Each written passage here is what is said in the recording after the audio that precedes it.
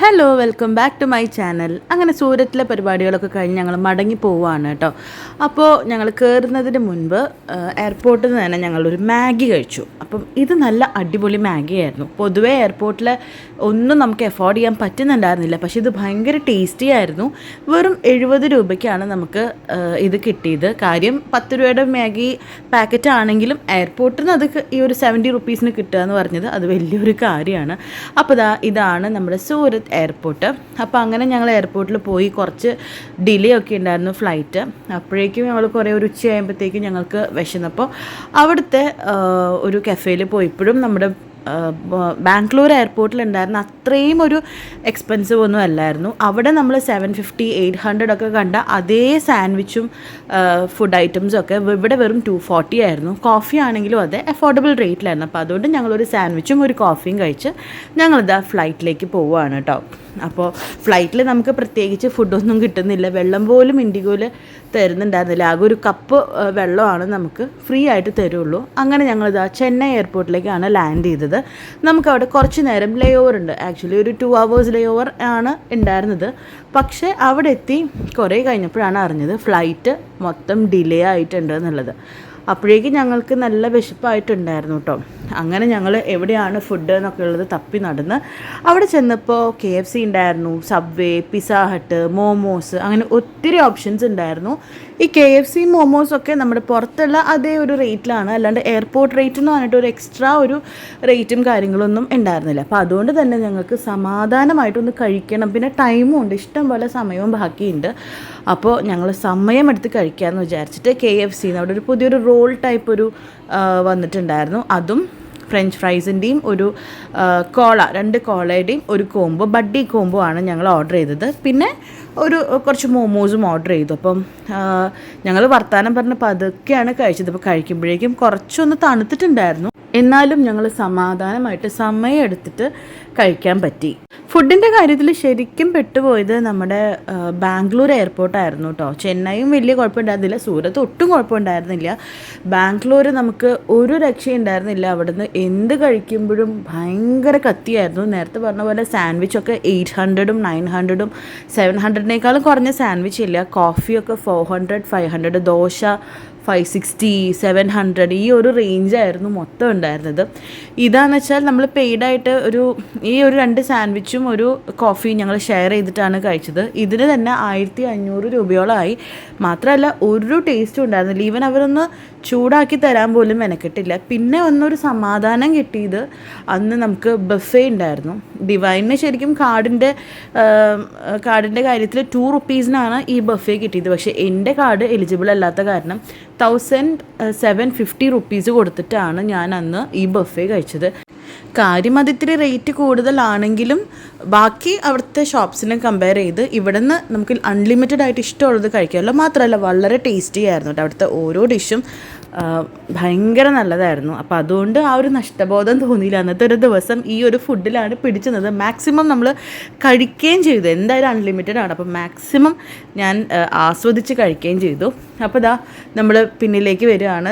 ഇന്നലത്തെ കാര്യമാണ് കേട്ടോ. അപ്പോൾ ഞങ്ങളിതാ ചെന്നൈ എയർപോർട്ടിലിരുന്നിട്ട് മോമോസ് കഴിക്കുകയാണ്. നല്ല കിഡിലൻ മോമോസ് ആയിരുന്നു. നല്ല സെഷ്വാൻ സോസിലുള്ള നല്ല സ്പൈസി ആയിട്ടുള്ള മോമോസ്. റോളും മോമോസും ഇത്രയൊക്കെ ആയപ്പോൾ തന്നെ വയറ് ഫുള്ളായി. അപ്പോൾ ഇനി നേരെ ചെക്ക് ഇൻ ചെയ്ത് വേഗം കയറി പോകാം എന്നുള്ള ധാരണയിൽ ഇരിക്കുന്നുണ്ടായിരുന്നത്. പക്ഷേ നമ്മുടെ എല്ലാ പ്ലാൻസും തെറ്റിച്ചുകൊണ്ട് ഇന്നലെ 12:10 നമുക്ക് ടേക്ക് ഓഫ് ആയത്. ഭയങ്കര ഡിലേ ആയിരുന്നു ഫ്ലൈറ്റ്.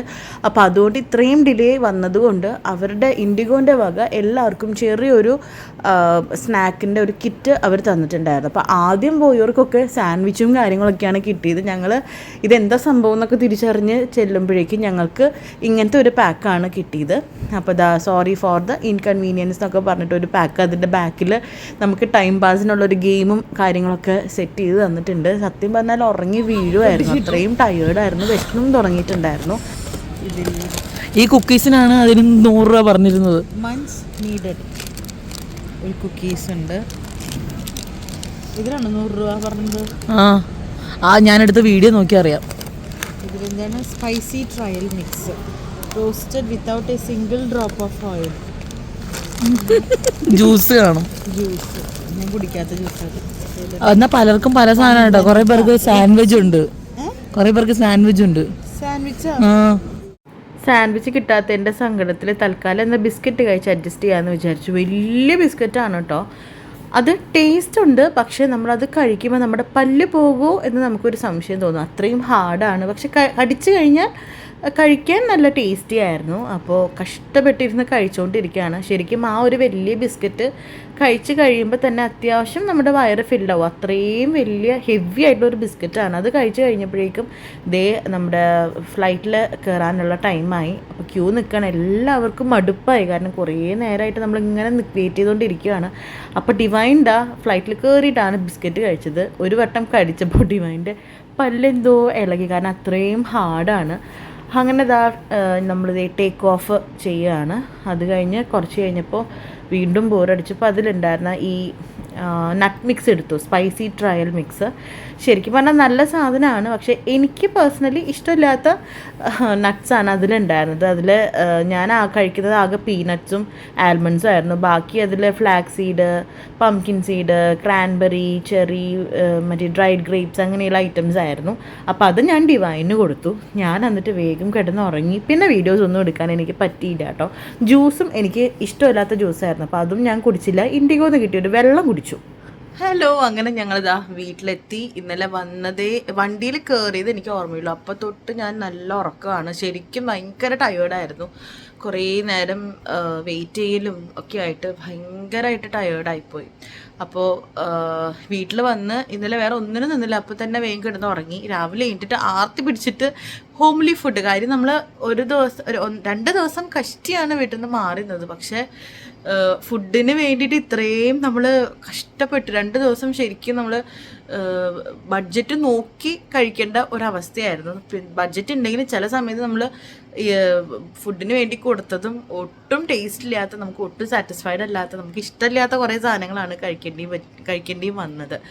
അപ്പോൾ ഇതാ വീട്ടിൽ നല്ല അടിപൊളി ചോറും മീൻ കറിയും പിന്നെ ക്രിസ്മസിൻ്റെ ബാക്കി എല്ലാതും ഇരിക്കുന്നുണ്ട്. ചിക്കൻ കറി ഇരിക്കുന്നുണ്ട്, പോർക്ക് ഇരിക്കുന്നുണ്ട്, ഫിഷ് ഫ്രൈ ഉണ്ട്, ഫിഷ് കറി ഉണ്ട്, അങ്ങനെ സാലഡ്, അച്ചാറൊക്കെ കൂട്ടി നല്ല കേമായിട്ട് ഒരു ലഞ്ച് കഴിക്കണം. അത് പറയുമ്പോൾ തന്നെ ഭയങ്കര ഒരു കൊതിയാവുക. അങ്ങനെ അപ്പോൾ എന്തായാലും ഈ ട്രിപ്പ് നല്ല അടിപൊളിയായിരുന്നു. ജസ്റ്റ് ഒരു 2 ഡേയ്സിൽ കഷ്ടി 2 ദിവസത്തെ ട്രിപ്പായിരുന്നു. കുറേ ഞാനും ഡിവൈനും കൂടിയുള്ള കുറേ നല്ല മെമ്മറീസ്, ഒരു ചേഞ്ച്, അത്രയേ ഉള്ളൂ. പിന്നെ ബാക്കി അവിടെ പോയ വിവരങ്ങളൊക്കെ പിന്നെ ഒട്ടും വൈകിക്കാണ്ട് നിങ്ങൾക്ക് കാണിച്ചു തരാം കേട്ടോ. അപ്പോൾ അപ്പോൾ ഞങ്ങളുടെ ഈ വീഡിയോസ് നിങ്ങൾക്ക് ഇഷ്ടമായെന്ന് വിചാരിക്കുന്നു. നമ്മുടെ ഫസ്റ്റ് വീഡിയോ നിങ്ങൾ പലരും കണ്ടിട്ട് നല്ല അഭിപ്രായവും കമൻസും ഒക്കെ കണ്ടു. പോസിറ്റീവ്സ് പറയുന്ന ഒരു 90% ഉണ്ടെങ്കിൽ 10% നമ്മൾ എന്തിനാ കുട്ടികളെ ഇട്ടിട്ട് പോയത്, ഞാൻ മുനമ്പത്ത് പോയി കഴിഞ്ഞിട്ട് 2 ദിവസം കഴിഞ്ഞപ്പോൾ വരാൻ വേണ്ടിയിട്ടാണോ എന്ന് അങ്ങനെ ചോദിക്കുന്നവരുണ്ട്. പിന്നെ നമ്മൾ മെജോറിറ്റി എവിടെയാണോ അവിടേക്ക് നമ്മൾ കോൺസെൻട്രേറ്റ് ചെയ്താൽ പോരാ. അപ്പോൾ അതുകൊണ്ട് ഞാൻ അങ്ങനെയുള്ള കാര്യങ്ങളൊന്നും ഞാൻ ശ്രദ്ധിക്കുന്നില്ല കേട്ടോ. പിന്നെ സെൽഫി സ്റ്റിക്കിൻ്റെ കാര്യം നിങ്ങൾ പലരും പറഞ്ഞിരുന്നു, അതൊക്കെ മേടിക്കണം, ഒരു മൈക്ക് മേടിക്കണം, കുറേ കാര്യങ്ങളുണ്ട് ചെയ്യാനായിട്ട്. അപ്പോൾ അതൊക്കെ വഴിയെ ഓരോന്ന് ചെയ്ത് വരണം. അങ്ങനെ അപ്പോൾ ഇത്രയൊക്കെ ഉള്ളൂ ഇന്നത്തെ വീഡിയോ. ഞാൻ വിചാരിച്ചു 2 പേരും സെയിം വീഡിയോസ് എടുക്കണ്ടല്ലോ, അപ്പോൾ നിങ്ങൾക്കും അതൊരു ബോറടി ആവും. പിന്നെ ഞാനും ഭയങ്കര ടയേർഡായിരുന്നു, എനിക്ക് വീഡിയോ എടുക്കാനുള്ള ഒരു മൂഡ് ഉണ്ടായിരുന്നില്ല. അപ്പോഴാണ് ഞാൻ വിചാരിച്ചു ഓക്കെ നമ്മുടെ ഫുഡിൻ്റെ ഒരു കഷ്ടപ്പാട് നിങ്ങളെ കാണിക്കാം എന്ന് വിചാരിച്ചിട്ടാണ് ഞാൻ ഈ ഫുഡിൻ്റെ കാര്യങ്ങൾ മാത്രം ഒന്ന് ഷൂട്ട് ചെയ്ത് വെച്ചത്. അപ്പോൾ അത്രയേ ഉള്ളൂ. അപ്പോൾ അടുത്ത വീഡിയോയിൽ കാണാം. അതുവരേക്കും എല്ലാവർക്കും ബൈ.